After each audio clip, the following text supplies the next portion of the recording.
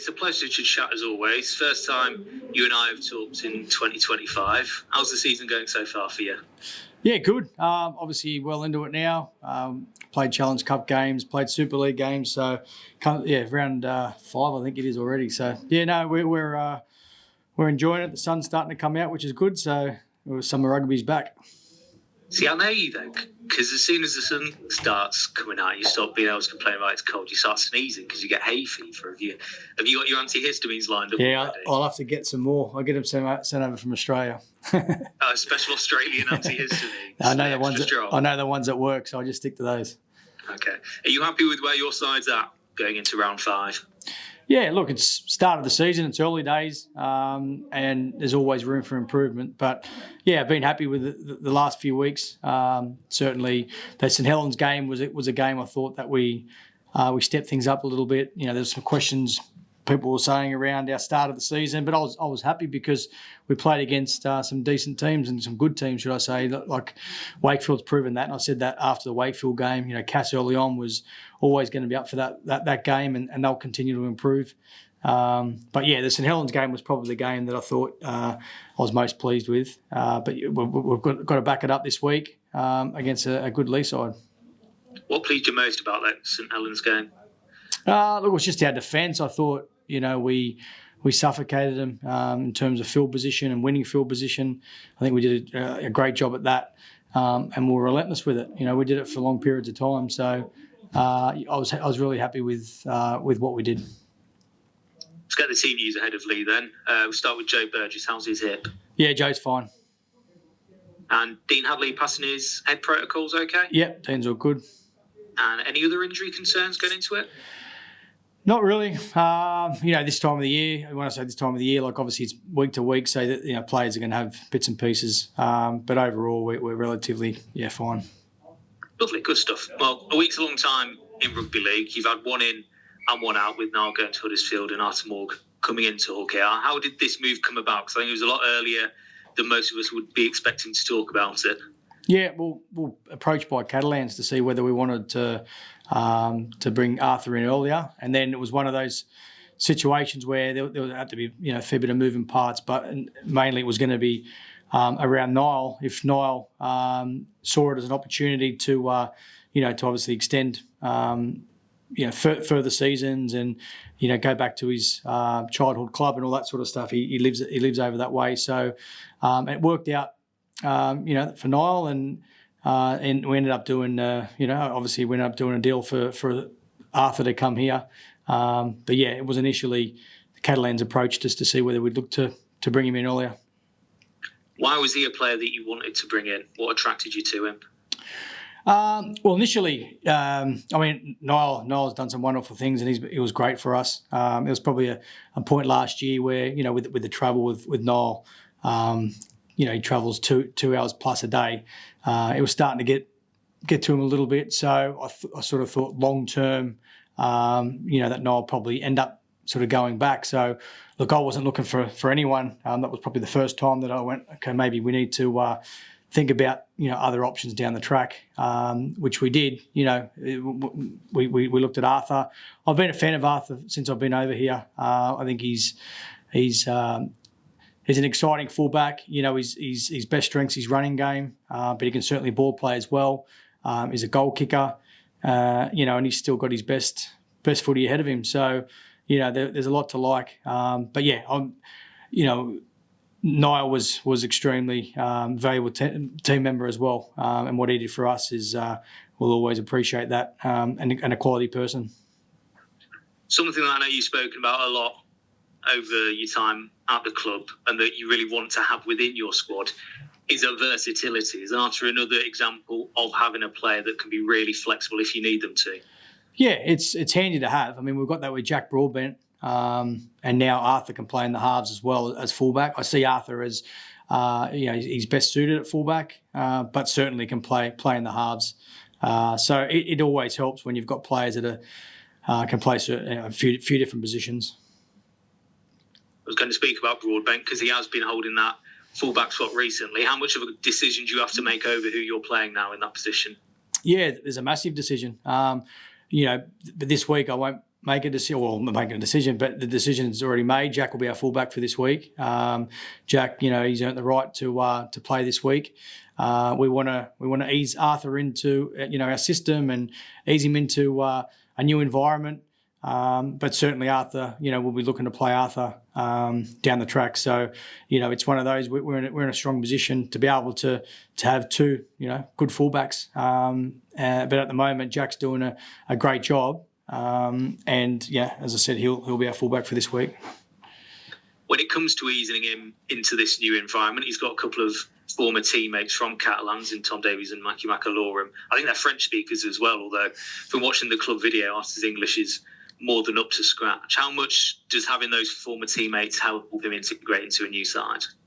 Yeah, it helps a lot. I mean, obviously, when you get to know, or if you've already got relationships with people, it certainly helps when you go to a new environment. But Arthur, he's very good at being able to build relationships. I can see that already. He's a confident young fella, and he's already starting to build some new relationships. But he'll be staying with those guys, for a few days until his partner comes over, and then he'll settle somewhere. So it certainly helps that he's got some familiar faces.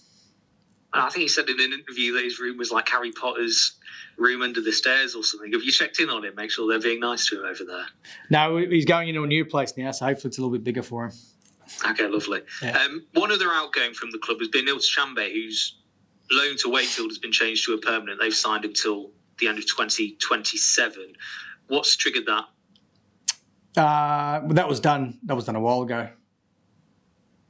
So was that only the loan part was revealed and then the decision to make it a permanent was done then but just not announced? Yeah, I'm not too sure. I'd like to be honest, I'm not too sure. I just knew I knew that Neil was, I don't know how, why it was announced as a loan. Maybe I'm not 100% sure. I knew that Neil wasn't going to be here and everyone was aware of that, so I'm not 100% sure.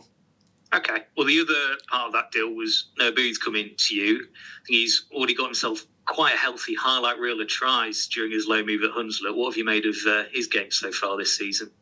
Yeah, good. He's an athlete. He's quick, as you say. He can play a few different positions. He's going to be better once he has a pre-season with us. There's no doubt about that. We've signed him longer term, and we see him as a player. That's got potential. I like to think that Noah will play first team at some stage, but certainly one of those at the moment where he'll be better for having a pre-season with us, and it'll take him a little bit of time to get used to our system. He plays on loan to Hunslet, but he still trains with us when he can as well. So, but he's a player that we're looking forward to seeing develop. He's only young, but as I said, he can play a few different positions. More big news this week, the Challenge Cup draw. It's a derby. Everyone's excited. Are you excited about it, Willie? Yeah, certainly.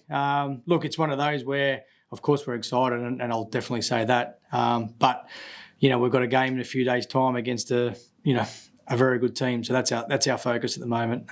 Players are focused on this week, but certainly, it's great for the city, and it's a special, it's going to be a special occasion in a few weeks' time for the city and both teams. So we're certainly looking forward to it, but it's one of those that we'll park for now and look at it when we get closer to it.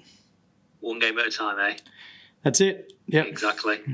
Some other news around the club away from the field is all the developments that have been going on or are planned for Craven Park that have been unveiled over the last week and 2 weeks. We spoke to Paul Lakin about it and he outlined his plans. I know it's completely not your area at all, but what's it like seeing the club be able to grow like that around the stadium? Yeah, it's huge. It's massive for KR, but it's, I think, for the community, the opportunities it's going to give to many people with jobs and, living a healthy lifestyle. And I'm a massive believer in, people make a club and an environment, but, it's certainly nice to be able to be in a position now that we can, that we can have one of the best setups in the Super League. But it's more than that. It's about, what we can give to our community and how we can engage with our community. It's not just about us. So it's an exciting project. There's no doubt about that. And we're looking forward to it. It'll be a couple of years' time, I think, so to when it's developed. But it's an exciting opportunity for everyone involved. As I say, especially for the community. Even though it doesn't directly affect you, strengthening those bonds with your community and creating that environment, surely that, at least in some way, filters on into how this side is playing on the pitch by creating that really positive environment around the club. Yeah, that's so important. There's a lot in it. When you're close and you're engaged with the community, it's whole KR to some people is literally, they've got family. Unfortunately, some people don't. But it's KR. It's what they love. It's what it's their major interest and hobby, and everything to so many. It means so much to so many people around this area. So, look, to be able to share something where we can strengthen that relationship, and I've seen it done before with the Rabbitohs. Very similar. When you got the community involved and engaged, there's no doubt it helps on-field performance. But it's bigger than that. It's more than that. It's we're a community club. Our whole mantra is about making our community proud. So to be able to engage with them, in more depth through a project like this is exciting. Let's look towards Leigh then. I think this is one of your longest turnarounds between matches this season. What have you done with the time? Yeah, they've had some time off. They had 3 days off over the weekend, or 3 days away, 3 days away from the club. Obviously, there's a lot of recovery involved. We're big on that. So, and then we've been in this week. We've previewed like we always do. We've had a couple of good sessions this week, and we've got one more to go. On Saturday. And then we're into it on Sunday. So, it's good to be able to freshen them up. There's a big sort of campaign in the next sort of few weeks where it's back-to-back, shorter turnaround. So it was nice for the players to be able to have that longer turnaround. And I'm looking forward to seeing them, show that this week through their actions. A fresher team after a longer turnaround. It's important we show that through our actions. What have you made of Leigh so far this year? Yeah, Leigh are a good team. Obviously, had a lot of change, but they've adapted extremely well to that. They've got strike players across the field. I think Armstrong is going to be elite, in this competition. Obviously, Lockie Lamb, he's a great player. He's proven over here now for many years. They've got a good forward pack. They're well balanced. They're a good team. But we're looking forward to playing them this week. Armstrong was one of the players I was particularly interested to talk about as well, but also Handley that they've got out on the wing. How much of a threat are those players coming out of the back? Yeah, good. Handley's a threat with the ball, isn't he? I think he's been playing in the centres, and he's loves to attack. That's what he enjoys doing. You can see that. He's a handful. He's got good footwork. Then you've got Peta Hiku, who gets them on the front foot. Their wingers are bouncy. They're different sort of wingers. They like to find space, but as I said, Peta Hiku is the one that probably gets them on the front foot, and then they jump off the back of it. But look, they're a team that's well balanced. But I like to think that we're a team that can cause a few issues as well. I think a lot of people were interested to see how Leigh go this year, given that they did lose so many key players over the winter, but they seem to have recruited and created, at least from the first few rounds, an even stronger side. What have you made of their recruitment for this year? Yeah, it's been good. It's evident now, obviously, where they're at, beating Wigan that first game. Look, I was a fan of their side last year and the year before. The players that they had some good season pro. They had some great experience, but what they've brought in now is younger versions of what those guys are. So, they're only going to get better from where they are now, which is exciting for Leigh. Obviously Lemmy's doing a great job with them. He's brought them together. But yeah, again, we won't focus too much on them. We can talk around how exciting some players are and where they're going to get to, but it's more about us. And I've got a team that I've got more belief in. I believe in our side and what they can do and where they're going. And we've got to prove that again on Sunday. You are the only two unbeaten sides left in the competition. Is this your toughest test so far? every week's tough. Every week's tough. So, we had a tough Super League game against Saints a couple of weeks ago. We had a tough game against Wakefield. We just won, and Cass was as well. So that's the beauty of this competition. That's what I'm enjoying being a part of. Doesn't matter who you play, if you don't turn up, you can get beaten. So we've got another challenge this week, but looking forward to it. Lovely. That's all from me, Willie. I'll pass you over to Matt, but good luck for this Cheers. weekend. Thank you. Cheers. I'm covered, Willie. I think Leo's done a grand job there. Cool, mate. Hey, mate. How are you? Hey, mate. How are you? You good? Good. That's all right. Mate, we just had Lammy just did his press conference, and he talked about how he moved into your house at Wigan. Yeah. What sort of state did you leave it in? I was young. I had a partner at the time who was probably cleaner than me, so it wasn't too bad. But yeah, mate, he came in when I left. So I got to spend some time with Lammy. Actually, when I came back I came back and went to Witness. So I got to spend some time because I went back to the farm, hung out there where he lived. So yeah, got to spend some time with him. You're pretty good mates, are you? And was he able to help you with any advice when you came over to take this job? We kept in contact. We kept in contact more. I think, mate, when we were over there, younger days, you'd have a beer, go out when we were going out to have a beer. But look, mate, he's someone that I've respected, for a long time. Looked up to him when he played. He was older than me. So we fortunate enough to be able to coach against each other with the Challenge Cup. So we've had some enjoyable sort of experiences. But he's a good fellow, Lemmy. Hey, Costo's actually calling the game for us on Sunday, but he's still in Oz, so he's going to do it off the TV. So just for the content before kickoff and that, can you just tell us a little bit about what Leigh do well and what you as coach will be looking for early in the match to indicate that you're on the right track? Oh, mate, we always have a focus around us. Leigh do a lot of things well. They've got good go forward. They can play different styles. They can move the ball when they see opportunity to move the ball. They can play through the front door, through the middle third. It's one of those where they might come out and move the ball. They might play through the middle. We're ready for either. But again, we always focus on what we can control, mate. So that's what we'll do. And what do you look for, early in a match to give you confidence? Mainly, it's cliche, but all the effort-based areas, kick pressures, all that sort of stuff, kick chase. If we're on with that sort of stuff, then I know that we're on. But I'd like to think we do that every week. That's what's expected of this team. It's not about doing it one week and not doing it and waiting to see if they're on. It's an expectation. The players expect it from each other. It's. Our program's built around being ready on game day and doing the things that we value. So, as I say, mate, it's more of an expectation than waiting to see whether we're on or not. Good on you, mate. Hope you get a dry track and a bit of sun on Sunday. Cheers, mate.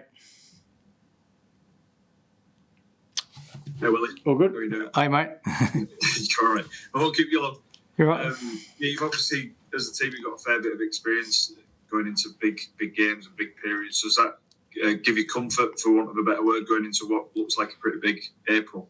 Yeah, I think it does. Look, you got to go through, experiences to be able to learn, and for next time you're in those situations. And I think we've been in a few now, that we can learn from. And 2 weeks ago it was first v second against Saints, and I thought we handled that well. A couple of weeks later you're playing first v second again, so not much has to change except that it's a different opposition. It's going to be a hungry opposition, and I like to think that we are as well. So as I say, mate, we're starting to be in those positions a little bit more and more. We've played in some big games now, so we've got some experience in that team now. That's sort of played in those big games. There's no let up anyway, I guess, in this competition these days, is there? No, as I was saying before, definitely not. Anyone can beat anyone on their day, and it's good to be part of. Yeah, just on the recent squad changes, we've seen a few examples already of these early moves since the deadline was shifted. Do you think they're becoming more and more common? Yeah, I think in rugby league and the way salary cap works, it never ends. It's always evolving. So you're going to have movement.